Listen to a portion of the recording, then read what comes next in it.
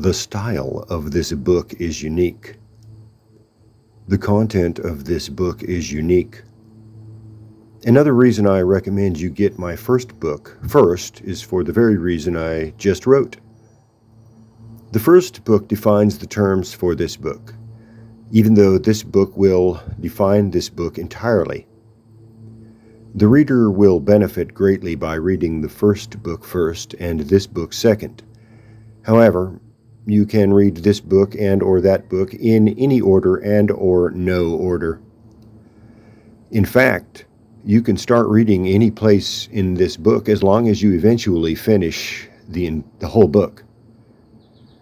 You have to read this whole book to really get the full benefit of this book. Do you see how this book does a lot of repeating? This book does a lot of repeating of this book. This book does a lot of repeating. Oh, speaking of repeating, the other day, did you see that big game and that one live action event in the middle of the big game where those people had a performance about lives mattering? Of course, that is scary to some readers. Some readers want lives to matter, but only certain kinds of lives, and then those lives have to live in certain locations and under certain conditions. Based on how and where I want to live.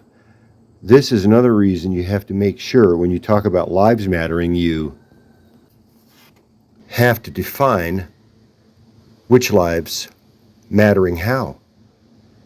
Also, based on how these various lives or a life matters to the economy. Not to mention, imagine the ideas people might get about the things those guys are doing down there. I mean, think about it. State-approved assault. Fascinating. Don't you want to know the actual definitions of these things? I mean, sure, they wear helmets and athletic supporters, but what about Hollywood? Hollywood is telling me those guys have some problems and that I need to think a certain way about head trauma. What is the difference between matters in life and certain kinds of head trauma? That all depends on your definition of life and matters. See how that works? Fraternal orders. I know a lot of you in the Fraternal Order of Christian Readers or Christians or Christian Police are thinking right about now, is this book really Christian? Is this book really pro-Black Lives Matter? So did that joke come off as racist or not racist? What do you think? What are the factors that make this joke racist, and what factors do you think make this joke not racist? Make a list. Make a list of all the reasons why this joke is not racist, and then make a list of reasons why this joke is racist. Based on how many and what kind of things you have on either list, and also based on the right zip code. That joke might still be only 99% racist or the other way around. The point is you can never tell. Even when the writer of the joke had one thing in mind, the audience can think and or feel otherwise.